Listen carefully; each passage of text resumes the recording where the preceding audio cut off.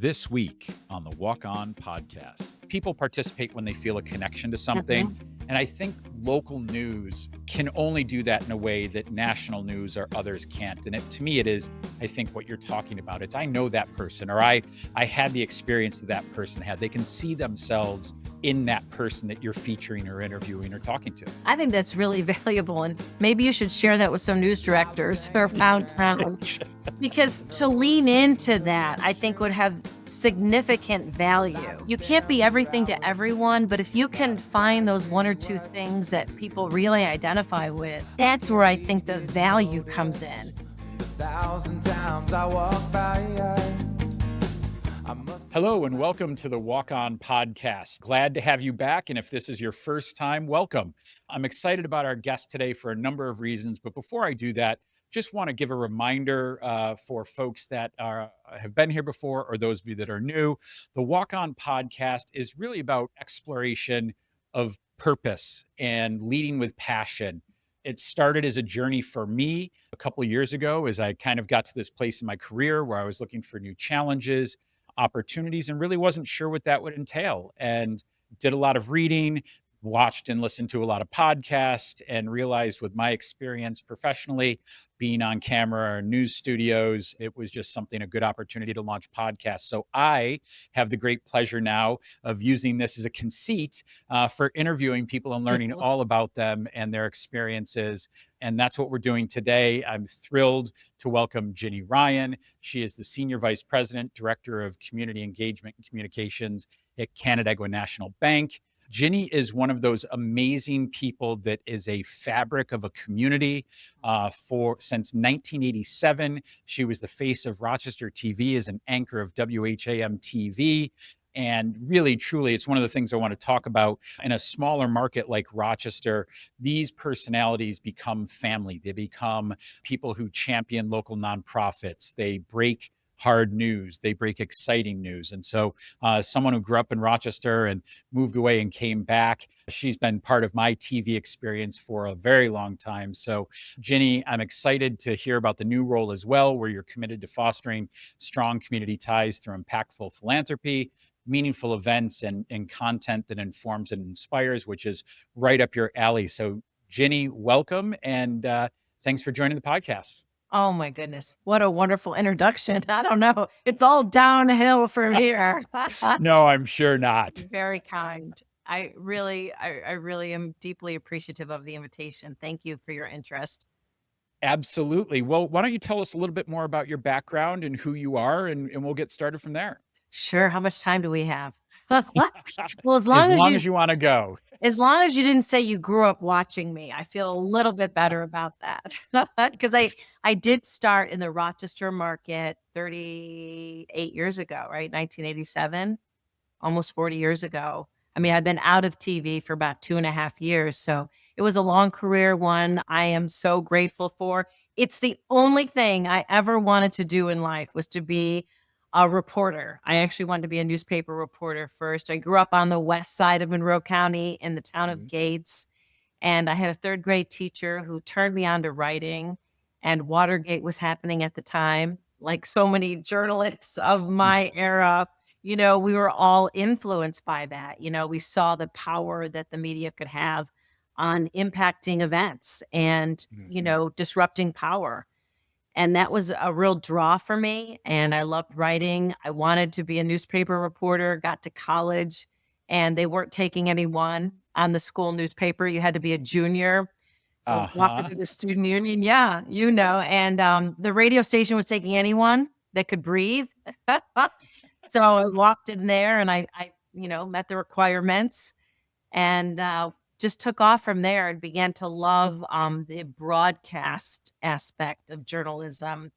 And from radio, got into television in college and switched my major and got to work right away when I graduated. I think I graduated on Friday and I started working on a Monday. Oh my gosh. What was I thinking? I mean, no doubt. No. Yeah, I know. I just what? I could not wait to get to work. But I loved it. And it was just a thrill to even have a job, right? Mm-hmm. Back then, journalism was super competitive. So I just probably thought, if they realized they made a mistake, it'd be too late.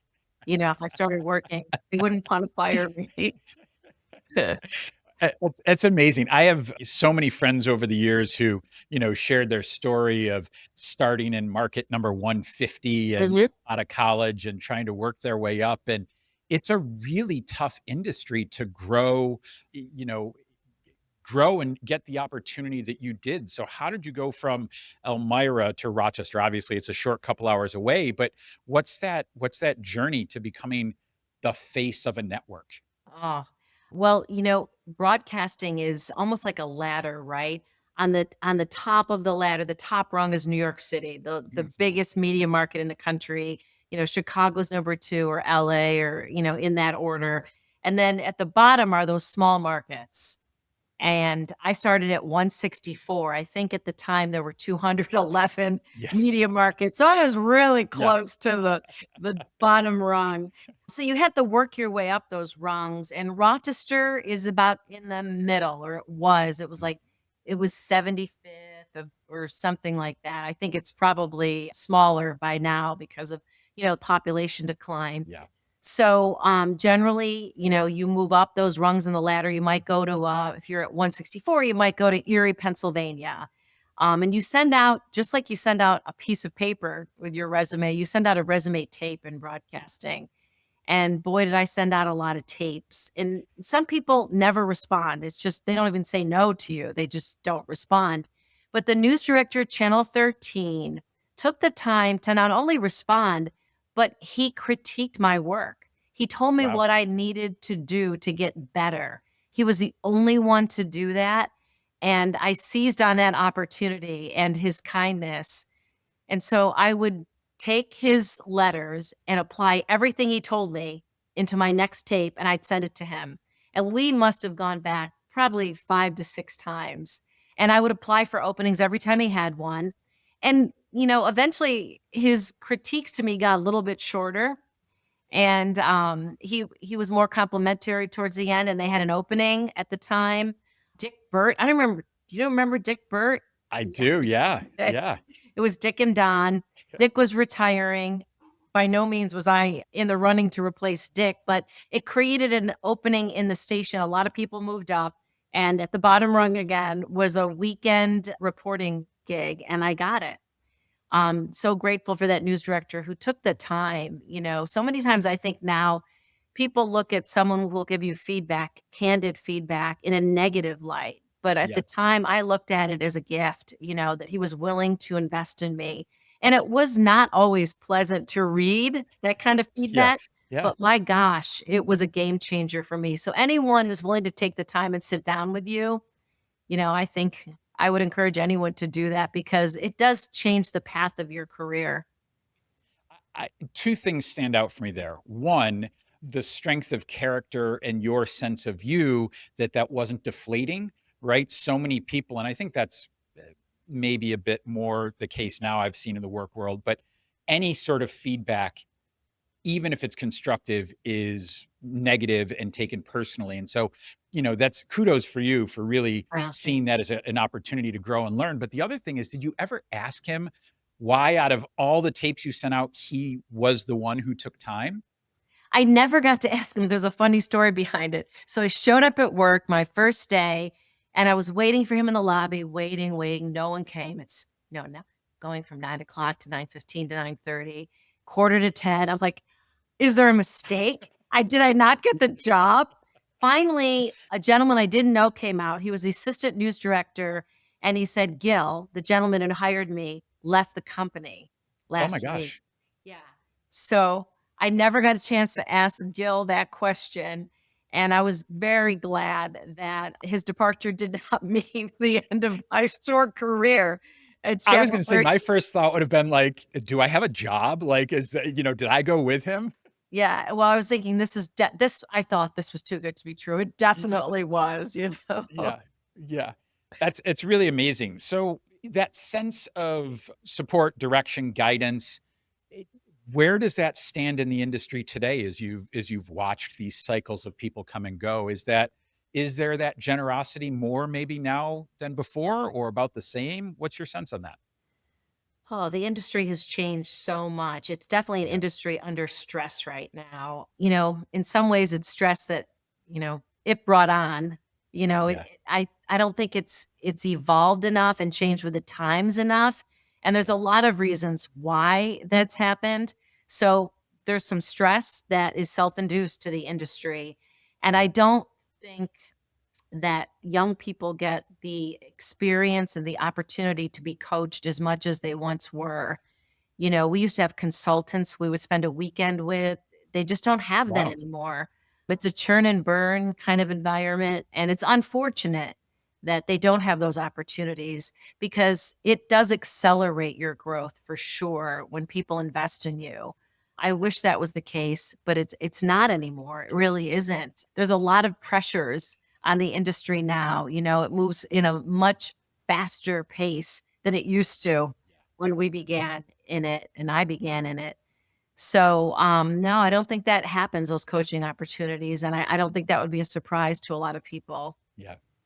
Yeah, I mean, I remember I was doing a desk side briefing, representing a company doing a desk side briefing with the Miami Herald, and they were not a fan of the company I was working for, and they were not very nice. And it was I had some PR consultants who set it up and took us in, and this was about 2007, and they were like, "Wow, they're generally not even that bad." Something must be going on, and the next day that 900 people go, Oh, from the Miami Herald, and so I started to watch the coverage and the interactions I had with journalists change because I think there wasn't that depth of experience and, reporters used to bemoan the new folks that were coming in. They sit behind their desk. They don't, investigate anymore. It's sort of what can I search online?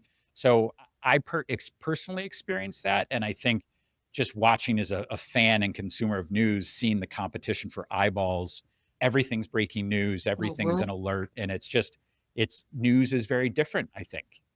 It sure is. But, it even though it's changed, the need for it has not.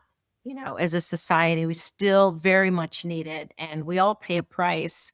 We Yeah. don't have a vibrant, I think, media around us, whether Yeah. it be in our community or, on a national platform. Yeah, I mean, I tend to try and, skirt around, blend current events with politics and avoid getting too far down the line on one or the other. But I mean, I do think it is critically important. The role of facts Mhm. seems to have changed because depending who you listen to or watch, they have a point of view and they know that you are their audience. So they're telling you what you want to hear and reinforcing that cycle. It's an echo chamber. And so there are multiple sets of facts now on any situation that we're looking at. It's gotta be, it had to be hard. You were still in the seat during that transition. What did that do for your ability or your approach to telling the news?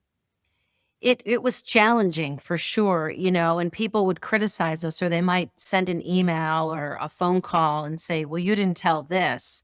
And you'd Mhm. have to walk through your process and explain, "Well, why didn't we say this?" Because it wasn't verified. So I think you realize that when you went through that process, you were more cognizant of that checklist in your head because you Yeah, might be questioned or might be called out even more than previously. So, yeah, it was definitely a challenge, but I think it was also an opportunity to reach people in a way that you didn't have before. yeah, To be honest about how you were gathering the news and be more transparent about that process. We try to work it that way. Certainly, it didn't go over well with everyone, right? yeah, yeah. We were Yes, alone with well, the and situation. yeah.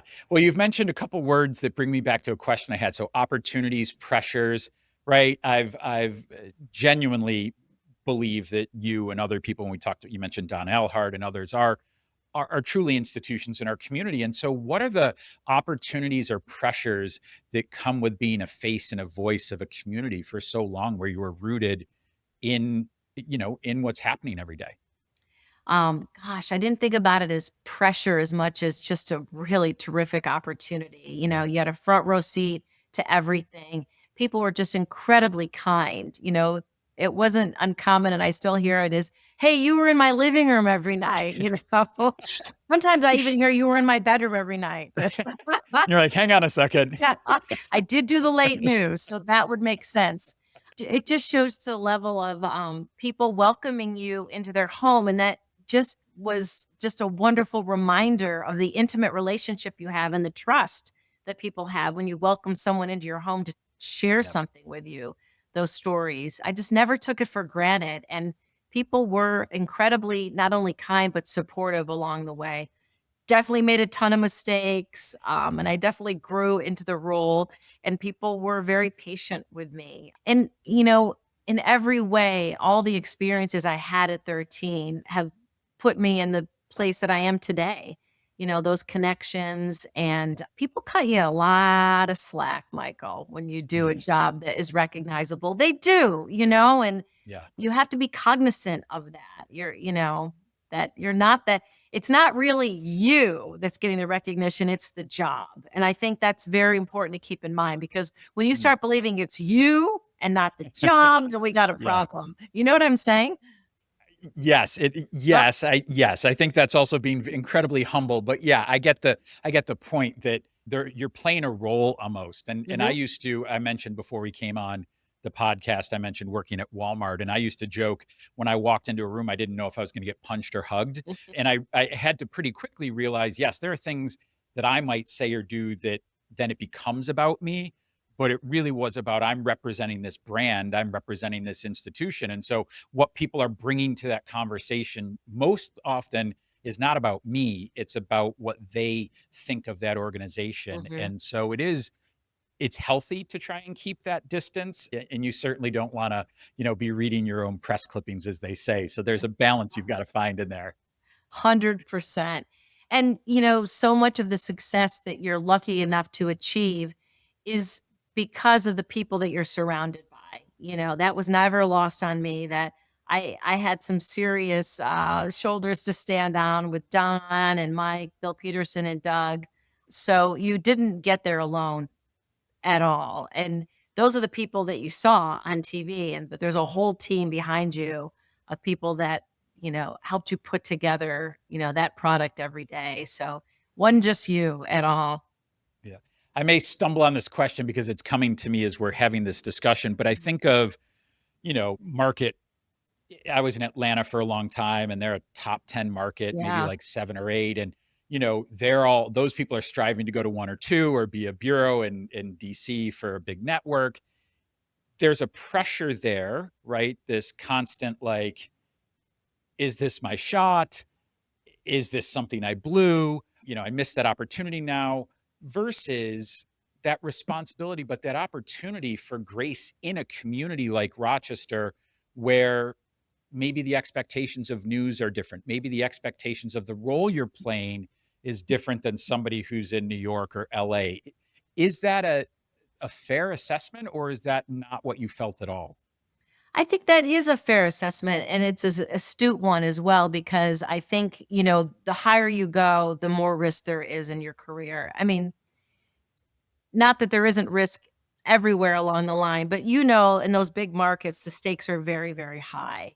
Yep. But there is, I think, when you're in Rochester and it's your hometown, there's a different feeling that, you're going to stay. There's a connection that people have with you that you might not have otherwise, that Mhm. deep connection.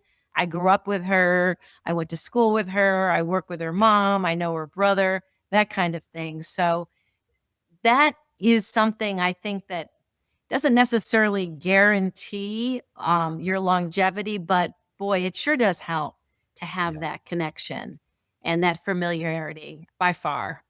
Yeah. So if I don't ask this question, my PR colleagues will be very mad at me. What got your attention if I'm pitching you a news story? What really got your attention and said we should cover that? Obviously the breaking news aside, but what really caught your attention, or how did people, really get the hook to you? Yeah, that's a great question, because it wasn't one topic for me personally. It was always something measured by impact. What is the impact of this? Whether it's wide ranging impact, community wide, or even the impact on one person or one Mhm. group of people. I always was looking for that story about impact. And more than anything, I wanted a people story. I wanted a Yeah. story that people could relate to and that we could put a quote unquote real face to, Right. a Yes. real voice to. So those are Yeah. the stories, I think those people stories were the ones that hooked me the most. Something with a personality. Yeah. And I that's the only interview sometimes I would do. If it was a great Mm. personality and a great people story, that's all you need. And that's, I think, why people are still watching local news when they have all of these other opportunities. I've joked about this before, but I wrote a book on civic participation, and it doubles as a cure for insomnia or a doorstop. So I'll save you having to read it by just saying the premise is people participate when they feel a connection to something, Mhm. and I think local news can only do that in a way that national news or others can't. And to me, it is, I think, what you're talking about. It's I know that person, or I had the experience that that person had. They can see themselves in that person that you're featuring or interviewing or talking to. I think that's really valuable. And maybe you should share that with some news directors around town. Because, to lean into that, I think would have significant value, right? Yeah. You can't be everything to everyone, but if you can find those one or two things that people really identify with, that's where I think the value comes in, you know? Yeah. Yeah. Yeah, and you may I don't know if you've seen this or if you spend much time on Instagram, but I played a sport in college and played here locally in Rochester, and so was an avid, to see Bill Pucko if he covered us that night or whatever. But there's this woman and her husband here in Rochester who has this Instagram account, 585 Sports, and that they've now got a feature on local TV because they did that. They Mhm. just started going to high school sporting games, and now they're going to drama productions and others. Their whole goal is shining a spotlight on local kids. And man, they've just shown that there is huge interest in people seeing young people strive and succeed and being part of the community. Exactly. And I love that story because, maybe the local news didn't have the bandwidth to cover all of those stories, but you don't have to wait for local media anymore, right? You have this power Yeah, to tell your own story. All you need is your phone. And, that's it. you know, they found that, and boy, they're living it, right? They're feeding Yeah, that beast, they're telling those stories. yeah, So I know for some folks in, public relations, they bemoan the decline of news in general or the yeah, pressures newsrooms are facing and can't cover those feature yes, stories. But the power belongs to you now, right? You don't have to wait for anyone to tell your story. You can just do it on your own.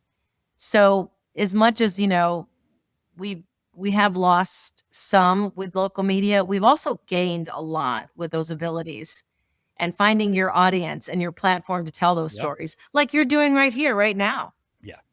Yeah, 100%. I mean, I'm not a total Luddite, but that's why I have Patrick in the production studio behind us. But just to be able to say, "Wow, I want to talk to people," and I'll find 10 people or 1,000 people that will want to hear that story, and it to me, it's been really cathartic. It's been powerful, and I've said this before. My wife's like, I'm not going to listen to a business podcast or a self-help podcast. That's not my space.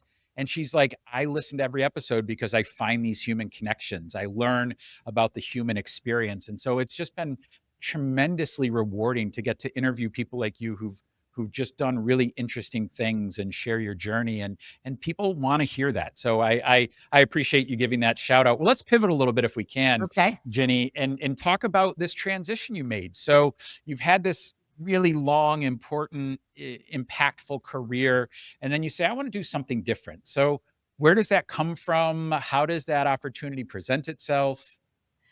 That's a really good question. For a long time, I've been out of it 2.5 years. I kept saying, oh, I left because I was burned out.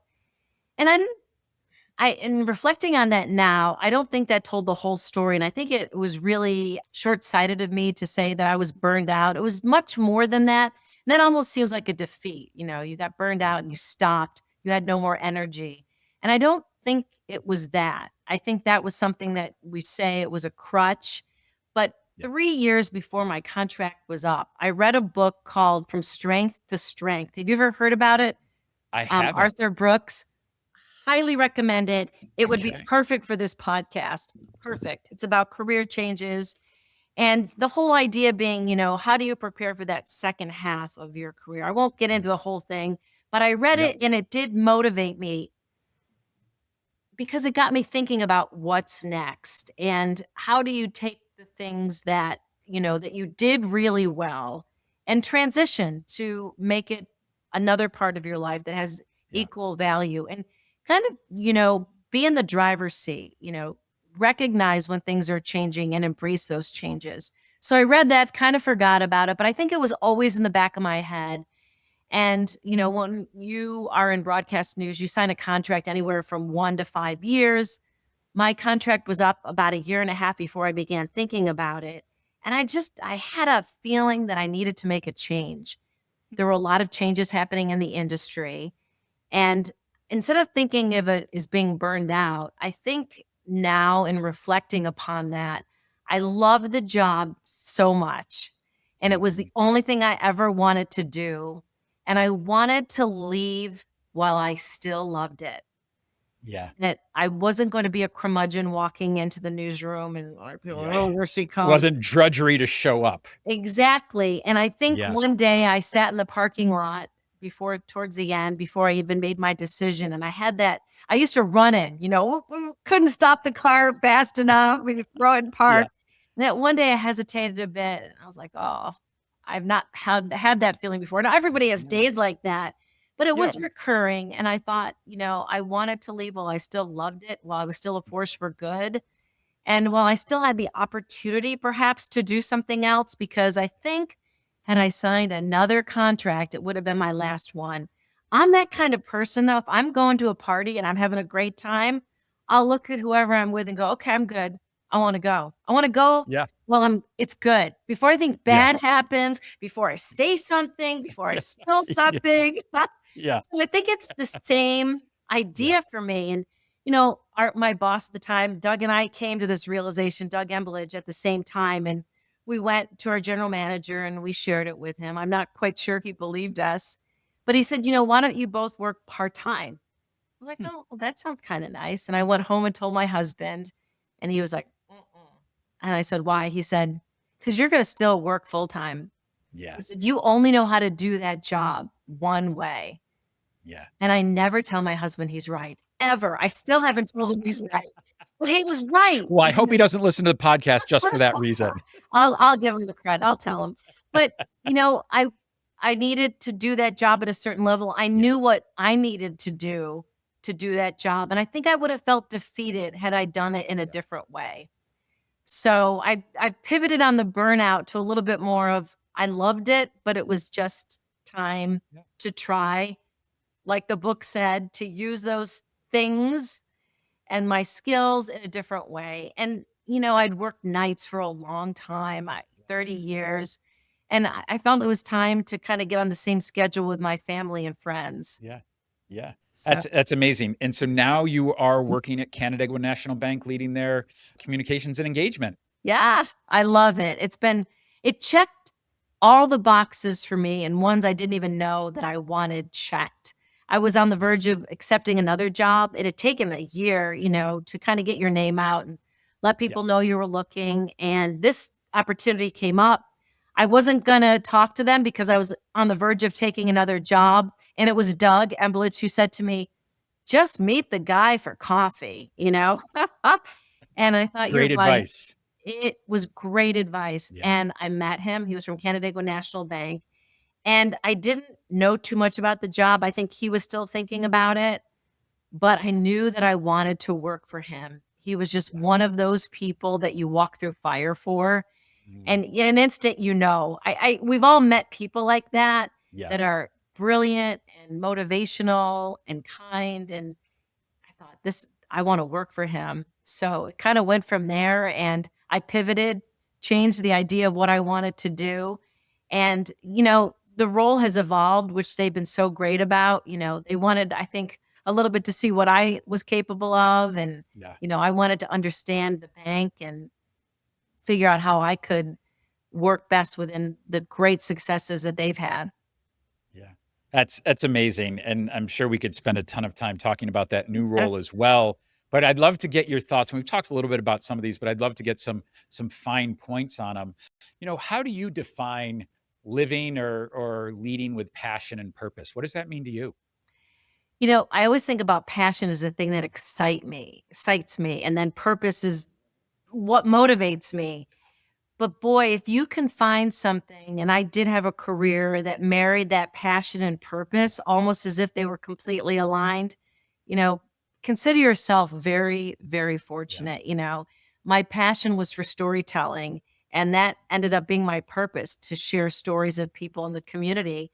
And, I feel like I still have found both passion and purpose aligned pretty well in this new role because it's about storytelling, connections, and serving the community. So that's how I see those two align. I don't know Yeah. if that definition is different for you. It seems like that you may be doing both of those things right now, passion and Yeah, purpose. I appreciate that. Yeah, I mean, there's this guy I reference all the time, Scott Galloway. He's a bit of a renaissance guy who has a lot of different things, but he's got this podcast, and he talks about don't let anybody tell you to follow your passion because that's just a multimillionaire who's got the flexibility to do that. Hmm. Go do what you're good at.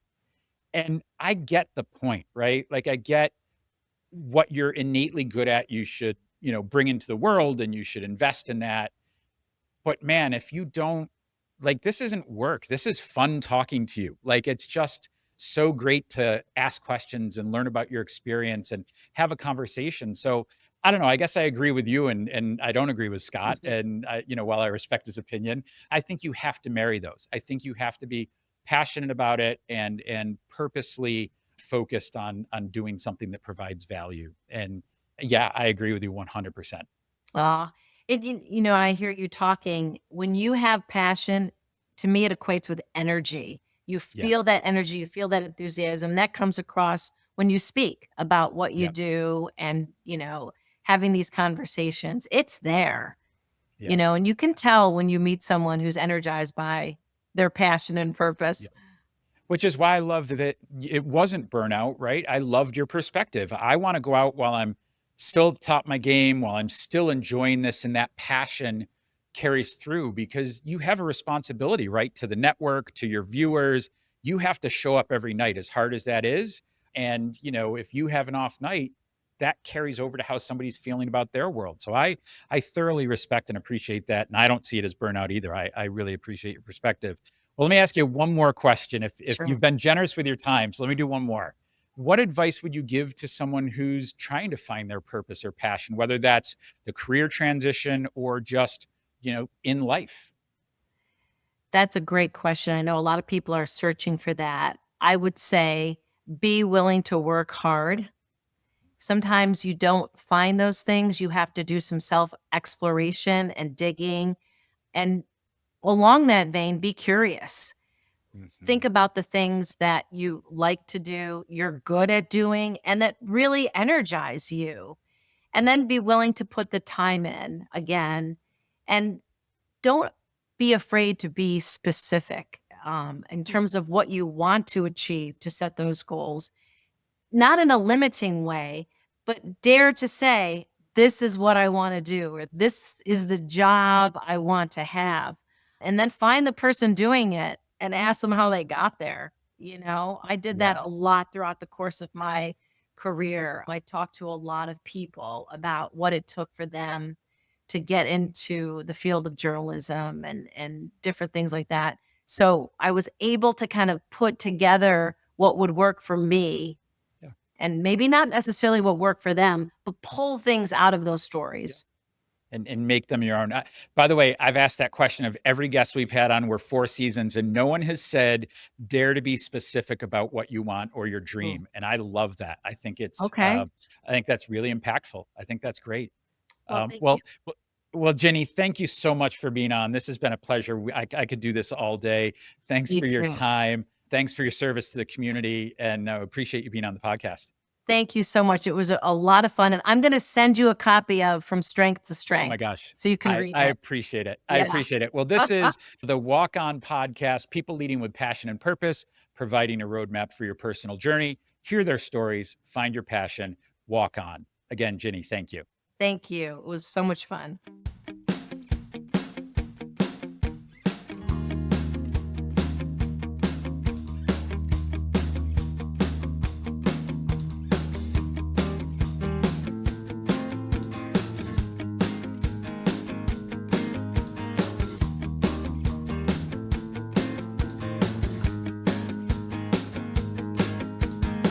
Well, I was hanging